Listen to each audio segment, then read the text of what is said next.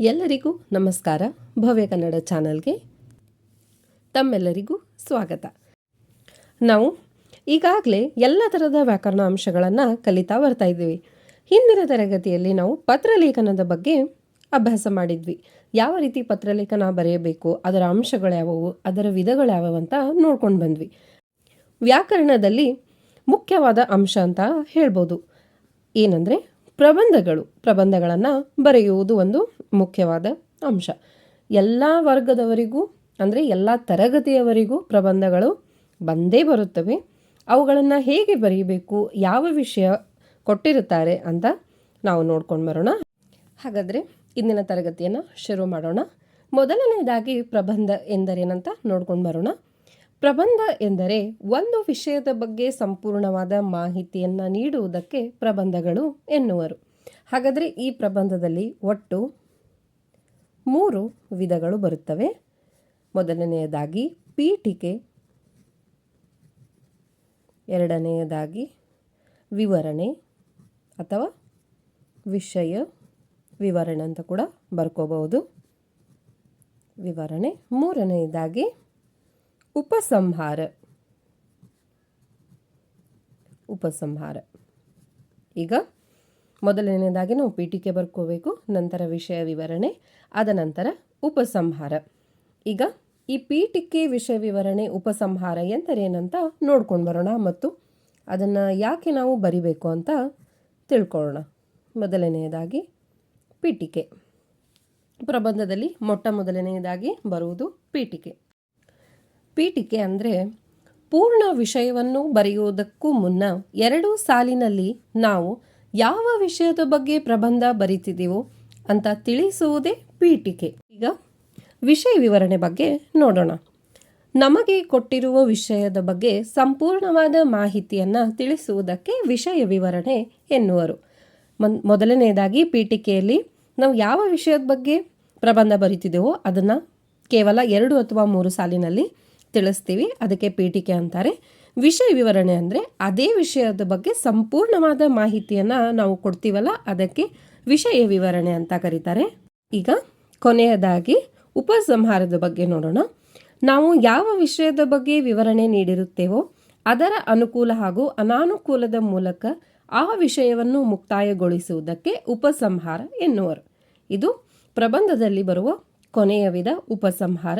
ನಾವು ವಿಷಯ ಯಾವುದಂತ ತಿಳಿಸಿರ್ತೀವಲ್ಲ, ಆ ವಿಷಯದ ಬಗ್ಗೆ ಅದರ ಅನುಕೂಲ ಹಾಗೂ ಅನಾನುಕೂಲಗಳನ್ನು ಹೇಳುವುದರ ಮುಖಾಂತರ ಆ ಪ್ರಬಂಧವನ್ನು ನಾವು ಮುಕ್ತಾಯಗೊಳಿಸ್ತೀವಿ, ಅದಕ್ಕೆ ಉಪಸಂಹಾರ ಅಂತ ಕರಿತೀವಿ. ಪ್ರಬಂಧದಲ್ಲಿ ಬರುವ 3 ವಿಧಗಳ ಬಗ್ಗೆ ಹೇಳಿದ್ದೀನಿ, ಇದು ನಿಮಗೆ ಅರ್ಥ ಆಯ್ತು ಅನ್ಕೋತೀನಿ. ಈಗ ಮುಂದಿನ ನೋಡೋಣ. ಈಗ ಶಾಲೆಗಳಲ್ಲಿ ಪರೀಕ್ಷೆಗಳಲ್ಲಿ ಯಾವ ಪ್ರಬಂಧ ಬರಬಹುದು ಅಂತ ನಾನಿಲ್ಲಿ ಕೆಲವೊಂದು ಉದಾಹರಣೆಗಳನ್ನು ತೋರಿಸ್ತೀನಿ. ಮುಖ್ಯವಾದ ಪ್ರಬಂಧಗಳು, ಈ ಪ್ರಬಂಧಗಳನ್ನು ಹೆಚ್ಚಾಗಿ ಕೊಡ್ತಾರೆ, ಹಾಗಾಗಿ ಇದ್ರ ಬಗ್ಗೆ ತಿಳಿಸ್ಕೊಡ್ತೀನಿ. ಪರಿಸರ ಮಾಲಿನ್ಯ, ಪರಿಸರ ಸಂರಕ್ಷಣೆ, ನಮ್ಮ ಶಾಲೆ, ನೆಚ್ಚಿನ ಶಿಕ್ಷಕ, ನೆಚ್ಚಿನ ಗೆಳೆಯ ಅಥವಾ ಗೆಳತಿ, ರಾಷ್ಟ್ರೀಯ ಹಬ್ಬಗಳು, ಗಣರಾಜ್ಯೋತ್ಸವ, ವಿಶ್ವ ಪರಿಸರ ದಿನ, ಸ್ವಾಮಿ ವಿವೇಕಾನಂದ ಹಾಗೂ ನನ್ನ ಜೀವನದ ಗುರಿ. ಇವಿಷ್ಟು ಅಂದರೆ ಇಷ್ಟೇ ಅಂತ ಅಲ್ಲ, ಇನ್ನೂ ಹಲವಾರು ಪ್ರಬಂಧಗಳನ್ನು ಕೊಡ್ಬೋದು. ಆದರೆ 5ನೇ ತರಗತಿಯಿಂದ 10ನೇ ತರಗತಿನ ಒಳಗಿನ ಮಕ್ಕಳಿಗೆ ಈ ರೀತಿಯಾಗಿ ಹೆಚ್ಚಾಗಿ ಪ್ರಬಂಧಗಳನ್ನು ಬರೆಯುವಂಥ ಪರೀಕ್ಷೆಗಳಲ್ಲಿ ಕೊಡ್ತಾರೆ. ಪದವಿ ಪೂರ್ವ ಕಾಲೇಜು ಹಾಗೂ ಕಾಂಪಿಟೇಟಿವ್ ಎಕ್ಸಾಮ್ ಅಂದರೆ ಸ್ಪರ್ಧಾತ್ಮಕ ಪರೀಕ್ಷೆಗಳಲ್ಲಿ ಯಾವ ರೀತಿಯಾಗಿ ಪ್ರಬಂಧಗಳನ್ನು ಬರೀರಿ ಅಂತ ಕೊಡ್ತಾರೆ ಅಂತ ತಿಳಿಸ್ಕೊಡ್ತೀನಿ. ನಾವೀಗ ಶಾಲೆಗಳಲ್ಲಿ ಹಾಗೂ ಕಾಲೇಜುಗಳಲ್ಲಿ ಯಾವ ರೀತಿಯಾದ ಪ್ರಬಂಧವನ್ನು ಪರೀಕ್ಷೆಯಲ್ಲಿ ಕೊಡ್ತಾರೆ ಅಂತ ನೋಡ್ಕೊಂಡು ಬಂದ್ವಿ. ಈಗ ಸ್ಪರ್ಧಾತ್ಮಕ ಪರೀಕ್ಷೆಯಲ್ಲಿ ಬರುವ ಪ್ರಬಂಧಗಳನ್ನು ನೋಡ್ಕೊಂಡು ಬರೋಣ. ಇದೇ ಥರ ಬರುತ್ತೆ ಅಂತ ಏನಿಲ್ಲ, ಇವು ರಿಪೀಟೆಡ್ಸ್ ಇರೋದ್ರಿಂದ ನಾನು ನಿಮಗೆ ತೋರಿಸ್ತಾ ಇದ್ದೀನಿ. ಮೊದಲನೆಯದಾಗಿ ಮಹಿಳಾ ಸಬಲೀಕರಣ. ಮಹಿಳಾ ಸಬಲೀಕರಣದಲ್ಲಿ ಮಹಿಳಾ ಮೀಸಲಾತಿ ಮಸೂದೆ 2025 ಮಹಿಳಾ ಸಬಲೀಕರಣದತ್ತ ಮತ್ತೊಂದು ಹೆಜ್ಜೆಯನ್ನು ಚರ್ಚಿಸಿ ಅಂತ ಕೊಡ್ತಾರೆ. ಈ ಒಂದು ಪ್ರಬಂಧವು PSI ಎಕ್ಸಾಮ್ಗಳಲ್ಲಿ ಬಹಳ ಸಲ ರಿಪೀಟ್ ಆಗಿದೆ. ಆದ್ದರಿಂದ ಮಹಿಳಾ ಮೀಸಲಾತಿ ಮಸೂದೆ 2025 ಮಹಿಳಾ ಸಬಲೀಕರಣದತ್ತ ಮತ್ತೊಂದು ಹೆಜ್ಜೆಯನ್ನು ಚರ್ಚಿಸಿ ಈ ಒಂದು ಪ್ರಬಂಧವನ್ನು ನಾವು ನೋಡ್ಕೋಬೇಕು. ಶಾಲೆಗಳಲ್ಲಿ ಕೊಡುವ ಪ್ರಬಂಧಗಳಿಗೆ 10ರಿಂದ 12 ಸಾಲು ಅಥವಾ 15 ಸಾಲು 20 ಸಾಲಿನವರೆಗೂ ನಾವು ಪ್ರಬಂಧವನ್ನು ಬರೀಬೇಕು. ಇಲ್ಲಿ ಸ್ಪರ್ಧಾತ್ಮಕ ಪರೀಕ್ಷೆಯಲ್ಲಿ ನಾವು ಪ್ರಬಂಧವನ್ನು ಬರೆಯೋದಾದರೆ ನಾವು ಏನಿಲ್ಲ ಅಂದರೂ ಮಿನಿಮಮ್ 600 ಪದಗಳನ್ನು ಬರೆಯಲೇಬೇಕು. ನಾವು ಅದ್ರ ಬಗ್ಗೆ ಅಷ್ಟು ತಿಳ್ಕೊಂಡಿರಲೇಬೇಕು. ಮುಂದಿನ ನೋಡೋಣ. ಕೃತಕ ಬುದ್ಧಿಮತ್ತೆ ಪ್ರಸ್ತುತ ಜಗತ್ತಿಗೆ ಒಂದು ವರವೋ ಅಥವಾ ಶಾಪವೋ, ಚರ್ಚಿಸಿ. ಈ ರೀತಿಯಾಗಿ ಕೃತಕ ಬುದ್ಧಿಮತ್ತೆ ಬಗ್ಗೆ ಹಲವಾರು ಬಾರಿ ಸ್ಪರ್ಧಾತ್ಮಕ ಪರೀಕ್ಷೆಯಲ್ಲಿ ಪ್ರಬಂಧಗಳನ್ನು ಕೊಟ್ಟಿದ್ದಾರೆ. ಮೂರನೇದಾಗಿ ಮಧ್ಯಪ್ರಾಚ್ಯ ರಾಷ್ಟ್ರಗಳ ಜಾಗತಿಕ ಬಿಕ್ಕಟ್ಟು ಹಾಗೂ ಅದರ ಪರಿಣಾಮಗಳು.